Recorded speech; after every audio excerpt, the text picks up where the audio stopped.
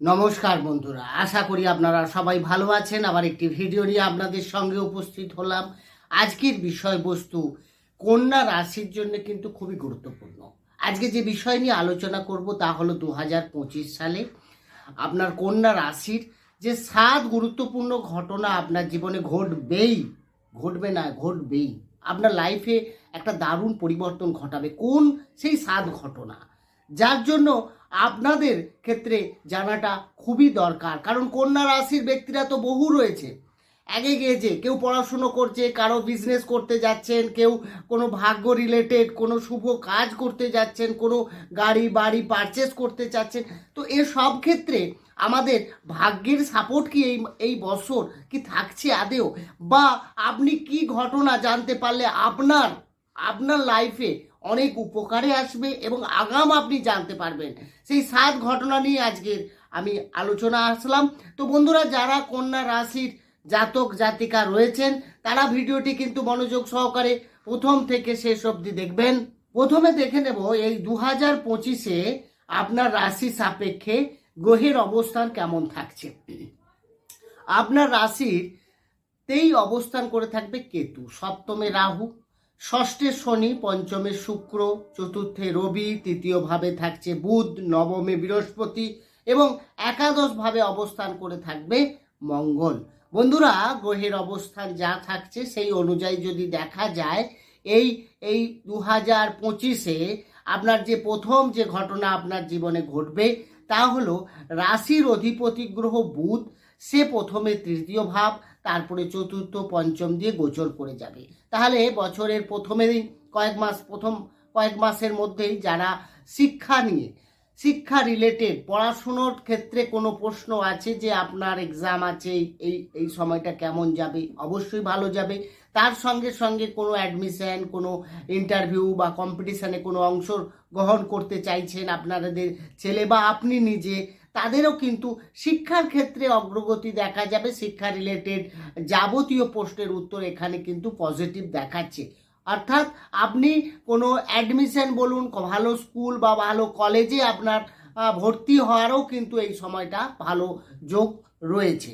দ্বিতীয় যে ঘটনাটি ঘটবে আপনার জীবনে সেটা হলো পঞ্চমপতি শনি, সে আপনার রাশির ষষ্ঠভাবে অবস্থান করে থাকছে।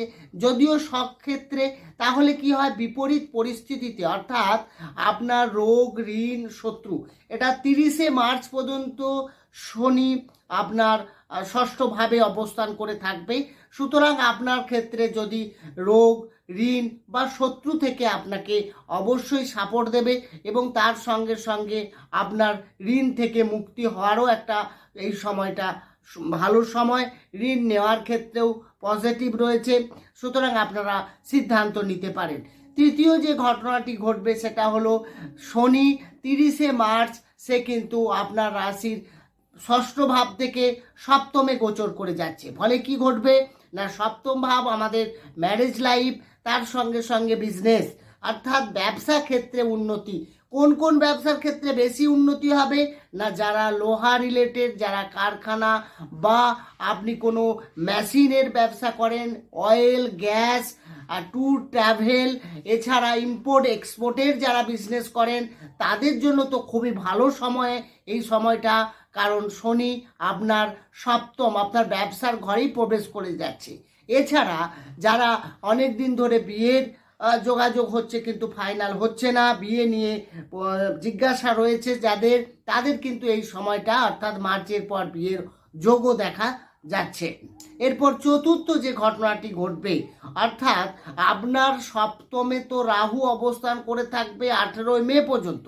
তাহলে 18 মে পর্যন্ত ম্যারেজ লাইফের ক্ষেত্রে কিছু সমস্যা ছিল, কিছু বিজনেস ওরিয়েন্টেড কিছু সমস্যা, অর্থাৎ লস হওয়া বা কি ডিসিশন নেবেন বিজনেস নিয়ে সেটা আপনি খুঁজে পাচ্ছেন না যে কি করলে ভালো হয়। তো সেই জায়গা থেকে আমি বলবো এই সময়টা কিন্তু আপনার জন্য অনেকটা বেটার বিজনেসের ক্ষেত্রে। তার সঙ্গে সঙ্গে ম্যারেজ লাইফকেও ঠিক করার চেষ্টা করবে, কারণ পঞ্চমপতি সপ্তমে যাওয়া মানে প্রেম থেকে বিয়ে, এবং বিয়ে মানে ম্যারেজের ক্ষেত্রে দেখা যাবে আপনার আপনার লাইফ পার্টনারের সঙ্গে একটা সুসম্পর্ক অর্থাৎ নিজেদের মধ্যে আন্ডারস্ট্যান্ডিং, তার সঙ্গে সঙ্গে প্রেম সুলভ আচরণ, এগুলো কিন্তু দেখা যাবে এই সময়। পঞ্চম যে ঘটনাটি ঘটবে সেটা হচ্ছে বৃহস্পতির গোচর। বন্ধুরা, বৃহস্পতি আপনার নবমে থাকছে কতদিন না 15ই মে 2025 পর্যন্ত। তাহলে 15ই মে 2025 পর্যন্ত ভাগ্যে বৃহস্পতি অবস্থান করা মানেই ভাগ্যের কারক গ্রহ হচ্ছে বৃহস্পতি। হ্যাঁ, এখানে আপনার পিতার সঙ্গে সম্পর্কের উন্নতি করবে, পিতার স্বাস্থ্য বা পিতার প্রপার্টি রিলেটেড কোনো বেটার কিছু আপনার ঘটতে পারে। তার সঙ্গে সঙ্গে আপনার কিন্তু এখানে যেটা দেখাচ্ছে ভাগ্য উন্নতি, অর্থাৎ কোনো শুভ কাজ, কোনো মাঙ্গলিক কাজ, কোনো সেল পারচেস করতে যাচ্ছেন আপনি, সেক্ষেত্রে কিন্তু এই সময়টা যথেষ্ট ভালো দেখাচ্ছে। এর সঙ্গে আপনি কোথাও ধার্মিক যাত্রাও করতে পারেন এই সময়, বা ধর্মীয় কাজকর্ম এই সময়টা, সামাজিক কাজ কিছু করতে পারেন, কারো উপকারে আসতে পারেন এই সময়, কারণ এই সময় গ্রহের অবস্থানটা সেইভাবেই কিন্তু ইঙ্গিত করছে। এরপরে ষষ্ঠ যে ঘটনাটি দেখব সেটা হচ্ছে বৃহস্পতির গোচর, অর্থাৎ বৃহস্পতি আপনার 15ই মে 2025 গোচর করে যাবে, দশমে প্রবেশ করবে, কর্মে প্রবেশ করতে চলেছে। সুতরাং কর্মভাবে বৃহস্পতি যাওয়া মানেই কর্মের জায়গাকে ভালো করবে, এবং যারা কর্ম রিলেটেড কোনো সমস্যায় অর্থাৎ টার্গেট অ্যাচিভ হচ্ছে না, কাজের জায়গায় সংশয় রয়েছে, কাজ চেঞ্জ করতে চাইছেন, তাদের জন্য কিন্তু এই সময়টা বেটার। এছাড়া ম্যানেজমেন্ট, তার সঙ্গে সঙ্গে কম্পিউটার বা কমিউনিকেশন রিলেটেড কাজ, ব্যাংকিং সেক্টরে কাজ যারা করে থাকেন, টিচিং, স্বনিযুক্তি পেশা, সেটা ওকালতি থেকে ডাক্তারি বা আপনি টিচিং করতে পারেন, তাদের জন্য কিন্তু এই সময়টা যথেষ্ট ভালো কন্যা রাশির, কারণ বৃহস্পতি আপনার কর্মে প্রবেশ করছে। এরপরে যে বিষয়ে আসবো সেটা আপনার রাশিতে সপ্তম যে ঘটনাটি আপনার জীবনে ঘটবে তা হলো আপনার রাশিতে এতদিন ধরে কেতু ছিল। কেতু মানেই হচ্ছে আপনার মধ্যে একটা সন্দেহ, আপনার মধ্যে একটা ডিপতে গিয়ে জানার একটা চেষ্টা, তার সঙ্গে সঙ্গে আপনার মাইন্ডকে কিছুটা হলেও ডিস্টার্ব করে গেছে। কিন্তু 18ই মের পর রাহুর সঙ্গে সঙ্গে একইভাবে কেতু আপনার দ্বাদশে প্রবেশ করবে। এছাড়া এখানে কিছু আপনার খরচ, তার সঙ্গে সঙ্গে বিদেশি কানেকশান অর্থাৎ বাইরে যাওয়ার কোনো যোগ এখানে দেখা যাচ্ছে। এটা কিন্তু আপনার জন্য অনেকটা বেটার সিদ্ধ হবে। বন্ধুরা, আপনার এই যে আলোচনা, এটা হচ্ছে গোচর অর্থাৎ ট্রানজিস্টে গ্রহের একটা যে চেঞ্জ হয় প্রত্যেকটা সময় আমরা দেখতে পাই, কোনোটা 2.5 দিন, কোনোটা 1 মাস, 45 দিন, 28 দিন, 2.5 বছর, 1.5 বছর, প্রত্যেকটা গ্রহের এক একভাবে তারা কিন্তু সময় নিয়ে এক একটা রাশিতে থাকে। তারপর সেটা রাশি পরিবর্তন করলে তা আপনার জন্য কতটা বেটার বা আপনাকে কি ফল দিতে পারে সেটা আমরা আজকে আলোচনা করলাম।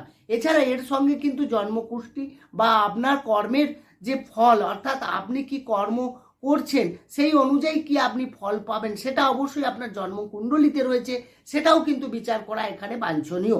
এর সঙ্গে যদি আপনারা ডিটেলসে কিছু আরও জানতে চান বা কী ধরনের ভিডিও আপনারা চাইছেন সেটাও কমেন্টস করে কিন্তু আপনি লিখতে পারেন আমার ডেসক্রিপশানে, সেখানে কিন্তু আপনার হোয়াটসঅ্যাপ নম্বর রয়েছে, আপনারা কোনো যোগাযোগ করতে চাইলেও করতে পারেন। বন্ধুরা, এই ছিল আজকের আলোচনা। কেমন লাগলো আলোচনাটি কমেন্ট বক্সে জানাবেন। ভালো থাকুন, সুস্থ থাকুন, দেখা হবে অন্য একটি ভিডিও নিয়ে। নমস্কার।